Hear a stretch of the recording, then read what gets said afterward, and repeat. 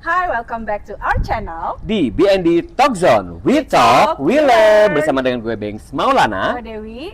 Dan saat hari ini kita bertemu kembali terang benderang ini di Golden Flower Hotel Bandung. Kita akan membahas topik yang sangat menarik dan banget. Tentunya ini mudah-mudahan bisa menjadi tips buat kamu semuanya. Iya, topiknya apa sih? Topiknya adalah bagaimana persiapan menjadi MC wedding, masih seputaran wedding ya? Yes. Wedding yang bilingual atau dua bahasa. Namun sebelumnya jangan lupa untuk subscribe, like, comment, and share ya di YouTube channel kita ini.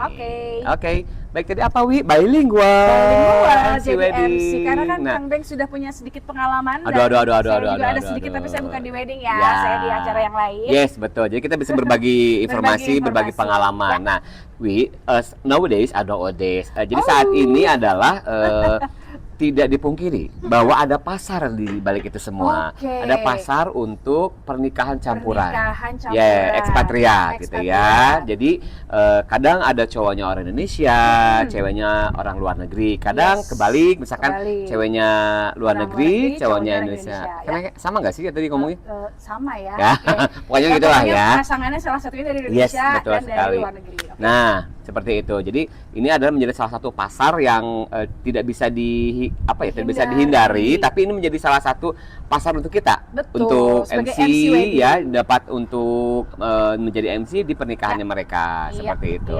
Nah, sekarang ini kita tidak akan membahas dulu teknisnya. Bagaimana kata-katanya, bagaimana prosesnya, tapi kita akan membahas bagaimana cara kita mempersiapkan atau mentreatment pasangan-pasangan campuran tadi. Iya, karena kan pasti punya culture yang berbeda ya. Dan berbedanya itu benar-benar beda gitu. Benar-benar beda. Kalau misalkan antar suku kan kita masih kayak ada benang merahnya. Yes, betul. Tapi mungkin kalau sama yang beda negara sepertinya agak butuh treatment khusus, treatment khusus.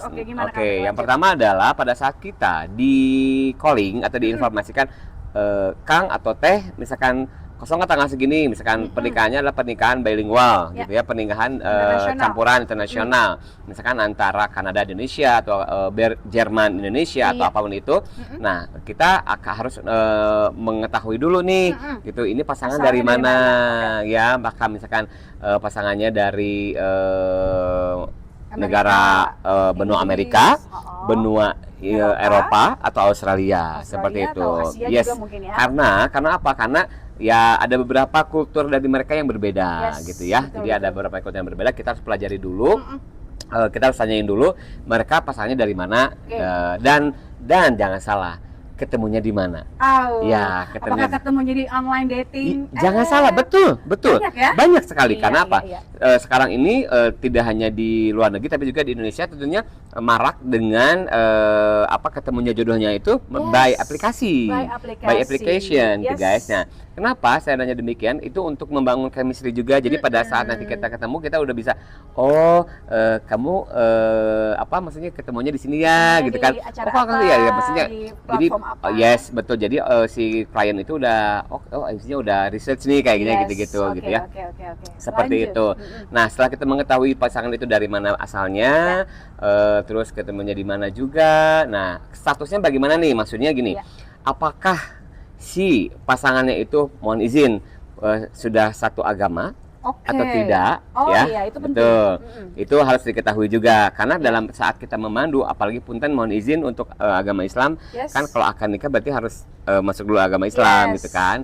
Kalau misalkan tidak, beda lagi nanti treatmentnya seperti apa. Yang harapannya adalah kalau aku biasanya suka nanya dulu, mohon izin Kak atau siapa gitu ya, pasangannya sudah muslim atau belum gitu ya, udah mualaf atau belum gitu, seperti itu ya. Jadi kalau misalkan kalau udah muslim kan atau udah mualaf, berarti bisa lebih enak cara treatmentnya, kita akan nikahnya bisa lebih lancar gitu ya. Kita memandunya juga bisa lebih all out, 100% seperti itu. Oke. Dan untuk selanjutnya, nah kita akan tanyakan tuh, apakah bahasa yang digunakan mau bahasa apa? Misalkan full English, atau bilingual, Indonesian and English, atau trilingual, misalkan Sunda. bahasa Sunda, Oke. atau four languages, Aduh. gitu. Sama bahasa apa? Bahasa kalbu. Bahasa Melayu bisa, ya, Gua seperti pikir itu. bahasa kalbu ya. Nah, jadi you have to make sure, ya, you have to make sure about the languages that you are going to use in the wedding, ya. Karena apa? Karena itu akan mempengaruhi redaksional kita, redaksional kita, ya. Untuk membacakan apa-apa yang akan kita laksanakan. Itu. Jadi bahasa apa sih yang akan digunakan itu ditanyakan dulu, guys, ya. Jangan sampai kita sok tahu gitu loh. Misalkan ini dari Kanada, ini pasti menggunakan ini gitu. Ini dari ini. Padahal belum tentu ya. Karena Kanada itu bahasanya Perancis loh. Iya, betul. Kan Dewi pernah keluar negeri ya. Jadi masih tahu kalau misalkan ada kultur-kultur, ada mixnya gitu kan. Di Quebec ya, di Quebec itu banyaknya bahasa Perancis. Quebec itu apa, Wi? Quebec itu kota. Oke, mohon maaf saya belum ke Quebec, jadi nggak tahu. Tulisannya Quebec gitu ya. Tapi memang mostly sih masih berbahasa Inggris, tapi bahasa. Tapi ada kemungkinan gitu ya, ada bahasa yang lain gitu, bahasa Perancis gitu, seperti itu. Jadi bahasa apa? Pertanyaan Kang Beng, kalau misalkan mau 4 bahasa, itu MC-nya wajib tahu, wajib bisa. Sebenarnya gini, sebelum ke sana, Wi, jadi yang namanya kalau kamu udah membranding kamu sebagai bilingual, ya, misalkan kita memandu pakai bahasa bilingual itu, tentunya harus ada beberapa bahasa yang digunakan. Nah, tapi pada saat pelaksanaan, kalau kita membacakan semuanya, misalkan selamat pagi Bapak dan Ibu, good morning ladies and gentlemen, itu terus seperti itu, misalkan Indonesia Inggris, takes time. Aduh. Betul, karena yang durasinya harusnya misalkan 10 menit akan jadi 20 menit. Betul. Jadi triknya adalah, ini tips and triknya adalah tidak semua harus di bahasa Inggriskan. Tapi ada bagian bahasa Indonesia yang mana, ada bagian bahasa Inggris yang mana. Karena apa? Karena audiens itu tidak semuanya orang luar negeri. Mostly padahal di Indonesia ini 80% adalah Indonesia. 20%-nya adalah dari yang orang luar negeri. Bahkan ada yang datang hanya pengantinnya saja. Ya, aku kayak gitu kebanyakan sih. Seperti itu. Kebanyakan seperti itu. Jadi yang datang itu hanya calon pengantin prianya aja atau calon pengantin wanitanya aja. Tapi syukur-syukur sih gua juga pernah ada ibu bapaknya di situ. Ada ibu bapaknya, ada adik kakaknya. Ada adik itu udah wah banget, udah sesuatu banget.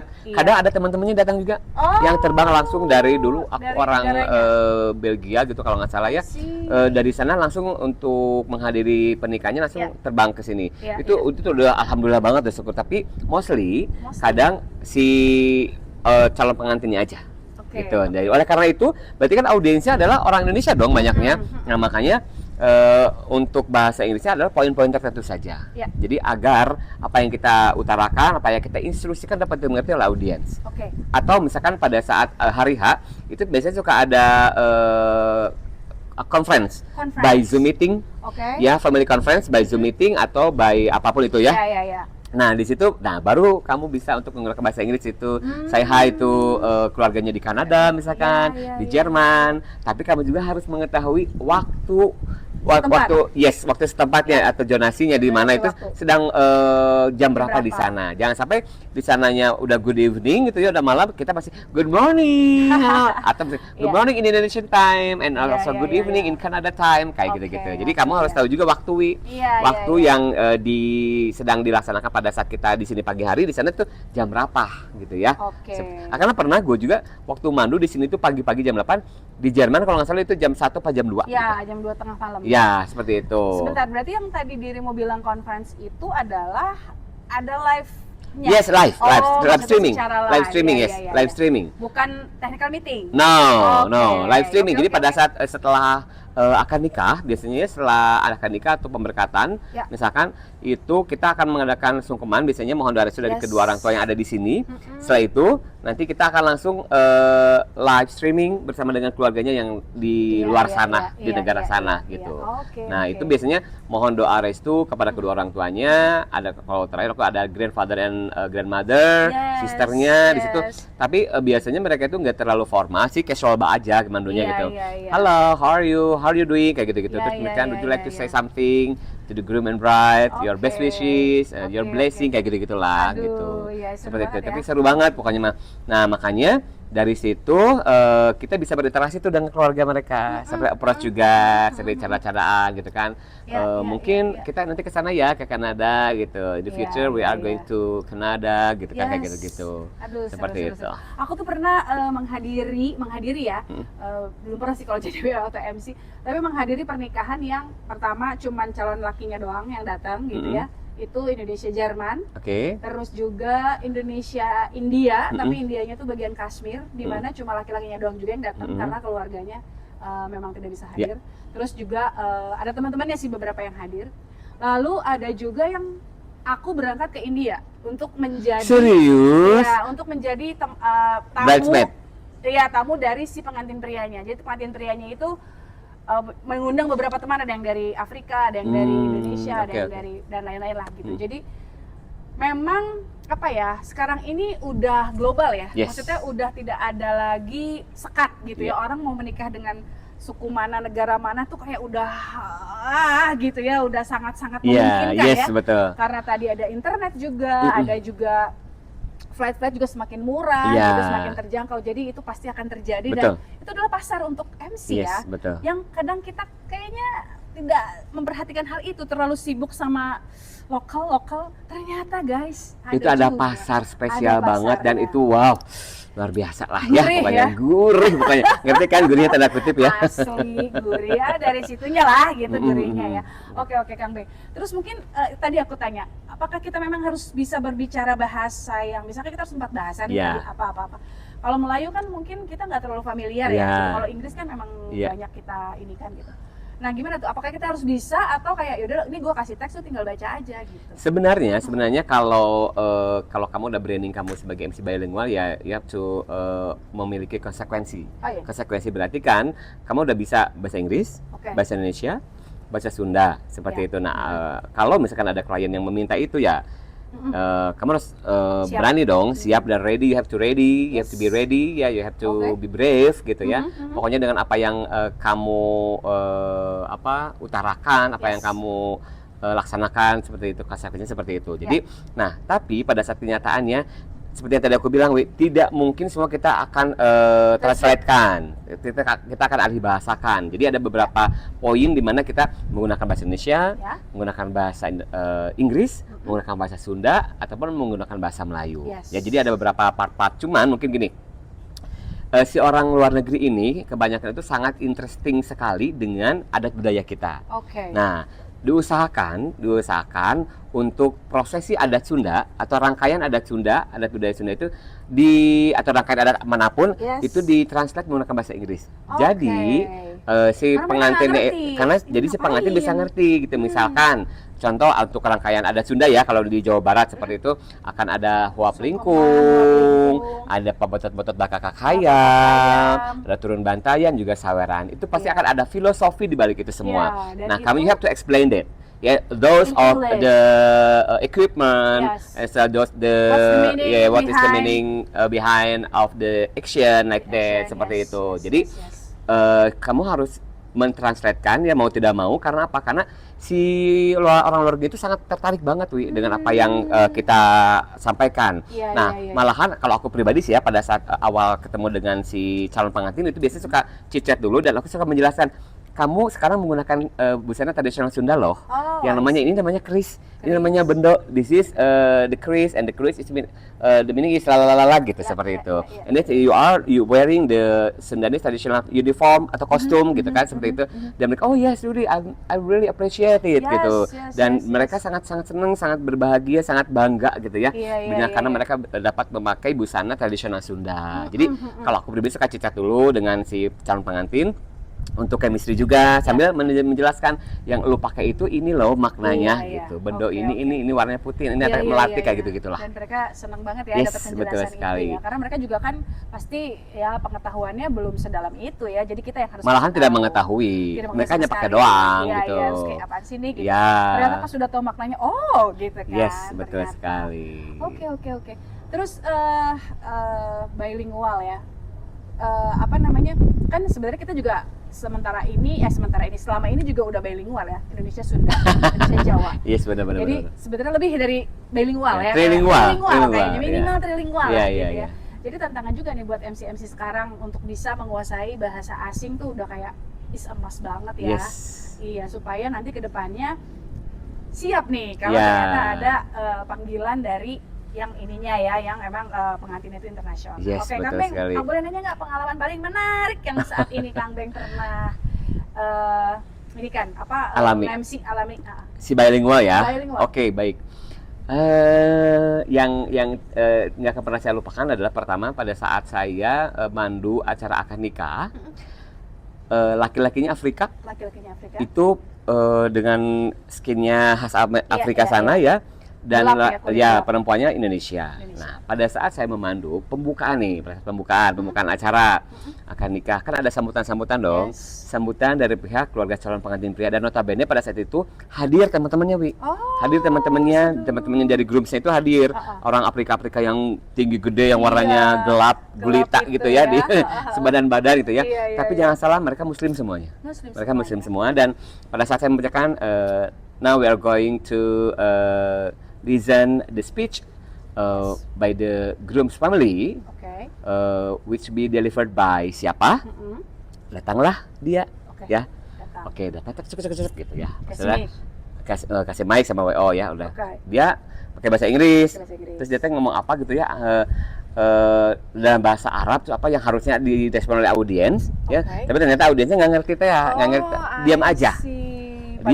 Dia agak naik darah sedikit ya. Langsung kenapa katanya pada saat ini kok pada diam aja gitu. You should be response. Yes. Oke. Tahu nggak apa yang dilakukan? Apa? Dia aslinya di stage, di depan stage, di center. Dia di bawah stage tapi di center. Langsung dia menghampiri aku, menghampiri gue gitu ya. Yes. Dan aku dalam naon gitu, ngapain coba ya ini si orang Afrika ini gitu. Langsung, what is your name? Gitu. Ya, my name is Beng Smolana. Langsung, Oke. kamu tahu nggak ini kenapa restoran? Ya mungkin belum pernah lihat aku gitu. Iya, Jadi ada iya. chat di situ, Oke. yang ujung-ujung. Jadi aku harus translate dia. Oh, You I have to see. translate me. Okay. Oke. Because Arabic. everybody doesn't know what I mean katanya Ya, gitu, ya, seperti ya, itu ya, ya. ya. Jadi itulah, jadi translate dadakan, Kak. Ya, you know what? Ya, maksudnya apa ngeri-ngeri sedap ya, maksudnya Iya. dengan tidak ada persiapan apa-apa, tapi dalam keadaan di lapangan you have to make ready, you have to be ready. Yes, Ya, yes, seperti yes, itu. yes. You have Gitu, to itu salah ready. satu pengalaman yang tidak bisa dilakukan, dan itu Lupakan, ya? menjadi salah satu insight buat aku. Iya. Jadi even itu orang Indonesia atau orang luar negeri, kalau ada orang yang lagi sambutan, you have to listen. Yes, you have to stand by Focus. on your feet, Ya. on their feet, stand by dan dengarkan apa yang mereka bicarakan, ya. Iya, iya, Even iya. itu Indonesia atau orang luar negeri, karena apa? Everything can be happen. Yes. Ya, everything can be yes, happen. yes. Jadi Dan ternyata dengarkan. apa yang diomongin?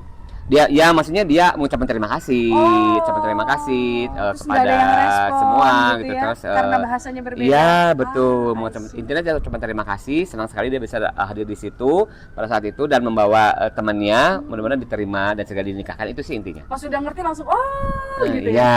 seperti Audiens, itulah kira-kira. Itu yang tadi Iya. lo omongin ya. Ya, elah, gitu ya. betul. Menarik. Yes, itu salah satu yang menarik sih kalau kata aku ya. Maksudnya jadi Ya. ngeri-ngeri sedap lah gitu. Iya, orang iya. orang lagi diam, coba disamperin sama orang Afrika, Kita coba. bingung ya. Kita bingung Mau ngapain diapain, mau coba. Smackdown apa What is mau your apa? name? Gitu. Waduh. Udah gitu kan kalau orang luar negeri itu tipikalnya kan yang straightforward aja. Ya. Gitu. Kitanya Nggak ada jangan basa-basi baper busuk, nggak ada ya, Jangan gitu. baper. Oke, Ya, nice. itu Wi. Jadi Oke deh. senang sekali ya kalau bisa jadi MC bilingual. Iya. Selain pengalamannya ada, bisa berinteraksi dengan berbagai negara dan Yes. juga dalam tanda kutip gurih ya, gitu Banget seperti ya, itu. Secara itunya ya. Yes. Yes, Wi, mudah-mudahan obrolan kita bermanfaat untuk kali ini, episode Yes. kali ini, guys. Ya, jangan lupa kalau misalkan nanti ada komen-komen, silahkan komen di bawah. Barangkali mau share pengalamannya juga, Yes, langsung betul tulis sekali. aja. Mungkin kamu pernah mandu bilingualnya yang lain, misalkan yang lain. negara-negara antah berantah atau apa Iya, gitu ya, boleh iya, komen kayaknya aja di seru ya. situ, seru Iya. banget. Dan Oke, jangan lupa teman-teman. untuk subscribe dulu, Subscribe dulu. like, comment, and Like share. and share. Oke. Jangan lupa Tetap apa di nih? Tetap di BND Talk Zone, we talk, we learn. Bye See you on our next bye. video. Bye bye. Yes.